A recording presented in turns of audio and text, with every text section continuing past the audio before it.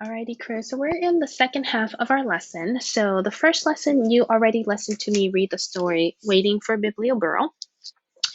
Let's go ahead and go over the learning targets for today. So it says, I can determine the gist of Waiting for Biblioburl. So our key word for today's lesson is going to be gist. Gist means we want you to tell us what is this story mostly about, okay? So when we think about Waiting for Biblioburl, we want to think about, well, what is the gist for it? Okay, our second learning target is I can identify the central message, lesson, or the moral of the story. So every author, when they write their story, they will create some sort of message for the reader or a lesson for the reader, something for the reader to learn. Okay, so we want to think about what the central message is for Waiting for Biblioburl. Here is our anchor chart. It's called Close Readers. So as you are all reading, you guys will be doing this, or as you are listening to our story, you're also going to be close reading with us. So the first thing close readers do is they read small chunks of text slowly and they think about the gist. Okay. We also circle or underline words that they do not know. You're also going to use strategies. These words that you don't know, you can use the context clue, so you can read around the sentence. Sorry, you can read the sentence around the word. You can look at any of the affixes for clues. You can also look at the root of the word for clues, and then of course you can use a dictionary to help you find out the meaning. Close readers also go back to the text and they find answers to the questions. So when you have a question, you can go back to your story. This will be a little bit harder because you guys don't have the book Waiting for Biblioburl, but you could always go back and listen to me read the story to you. The next thing close readers do is they write notes or answer questions about the text. And of course, you can talk to a partner, or in our case, we will be talking probably with your teacher during Zoom class. Alrighty, so we are going to be reading the gist and determining the message, lesson, or moral for Waiting for Biblioburl. Okay, here's a handout. You probably might not have it, but that's okay because we're going to be filling out one together. This handout is called the Somebody in Wanted But So, and that's the format. So you can see here on the chart, they start off with the somebody, and then that's the character, and then we put in where, what do they want, but then there was a challenge, and so how do they solve their challenge? So we're going to be filling this out for our story, Waiting for Biblioburl.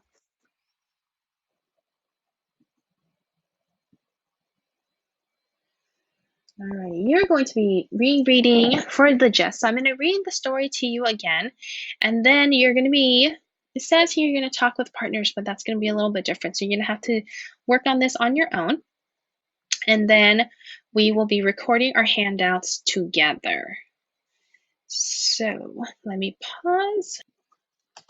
Okay, I'm going to read the book up here, and I'll just show it on my document camera. So let me turn my camera a little bit. Alrighty, so Waiting for Biblioburl. Oh, sorry, I just realized that this is actually backwards on your screen. Oh, I guess that's okay. You'll just listen to the words and you guys can look at the pictures. On a hill behind a tree, there is a house. In the house, there is a bed, and on the bed, there's a little girl named Anna, fast asleep, dreaming about the world outside and beyond the hill.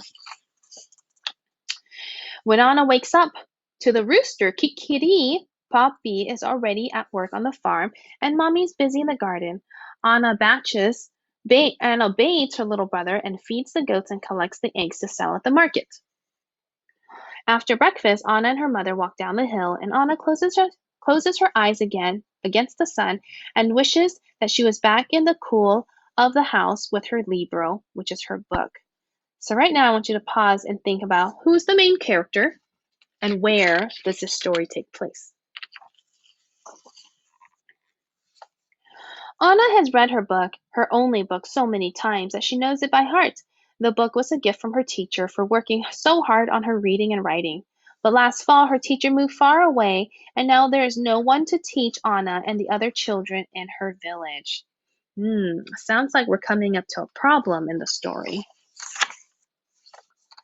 So at night on her bed, in the house on the hill, Anna makes up her own cuentos, and she tells the stories to her little brother to help him fall asleep. She tells him the stories about make-believe creatures that live in the forest and the mountains and the sea. She wishes for new stories to read, but her teacher with the books has gone. One morning, Anna wakes up to the sound of tut tut, tut tut, click clop, and a loud ee-yaw, ee-yaw. And when Anna looks down the hill below her house, she sees a man with a sign that reads Biblioburro. With the man, there are two burros. What are they carrying? Libros! Books!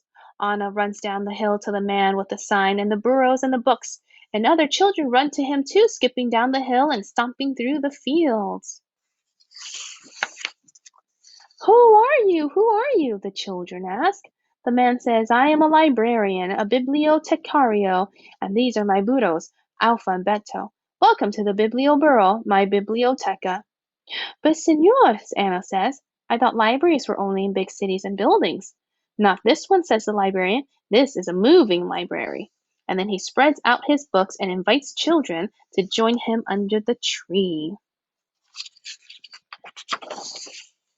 Once upon a time, the librarian begins, sharing the story of an elephant who swings from a spider web.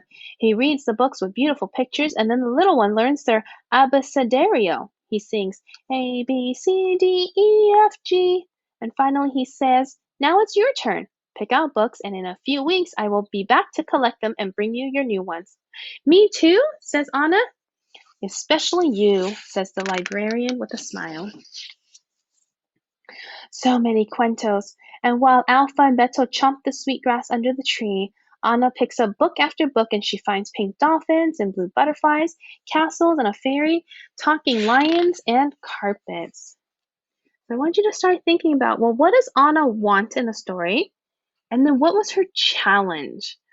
And then right now we're getting into how Anna solves the challenge in her story. Someone should write a story about your burros, Anna tells the librarian, rubbing Alfie's nose and feeding more grass to Beto. Well, why don't you? He asks, and then he packs up the books and is off. Enjoy, he calls to the children. I will be back. Anna runs up the hill to her house, hugging the books to her chest. She can't wait to share her books with her little brother, and that night she reads until she can't keep her eyes open any longer. Each morning Anna does her chores and she reads and looks out her window. She listens for sounds of Alpha and Beto, but weeks pass and the librarian does not return. When will he come back? She asks her mother, who smiles and says, Go read, Anna. When will he come back? She asks her mother, who smiles and says, Go draw, Anna. When will he come back? She asks her mother, who smiles and says, Go write, Anna. When will he come back? She asks her mother, who finally says, Go to bed, Anna. One night Anna dreams that she's flying over her country on a butterfly's back. In her dream she crosses mountains and oceans and rivers and jungles, bringing stories everywhere she goes. Stories fly from her mouth and fingers like magic, falling into the hands of the children waiting below. When Anna wakes up, she misses Alpha and Beto and the Biblioburro books. She remembers that the librarian told her that she could write a book, and so with paper and string and colored pencils, she does. Finally, just when Anna thinks she'll never see the Biblioburro again, she wakes up to the "Ee-yaw, ee-yaw" and the children yelling. She runs down the hills with her library books and a very special surprise of her own. I wrote this cuento for you, she says.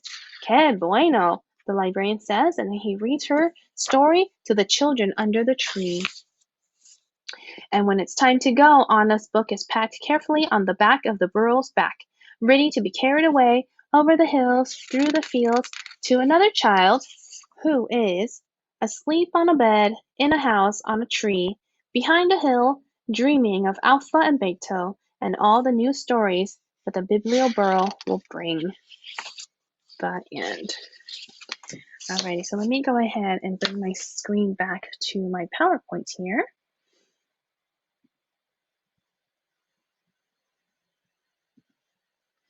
Alrighty. So we listened and we thought about our story, read our story. So I want you to think, What is the gist of our story?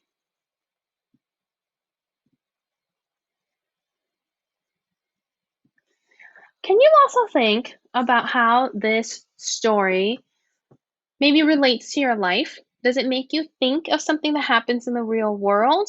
And if it does, can you write down what details make you think of that?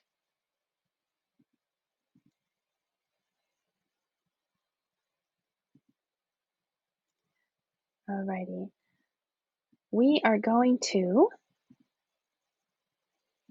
let's see. We are going to think back to, let me go back a couple of screens. I want us to go back to the paper where we do this paper here.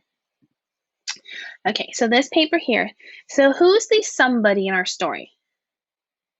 Good. If you said Anna, you're correct. And then the next part says in. Where's the setting of our story taking place? Great. If you said Colombia in a house on a hill behind a tree, you are correct. What did Anna want in the story? Awesome. If you said new books to read because she likes stories, you are correct. But there was a challenge. What was the challenge she faced? Great. If you said her teacher with the books has moved far away, you are correct. And so think about the solution. What was the solution in the story?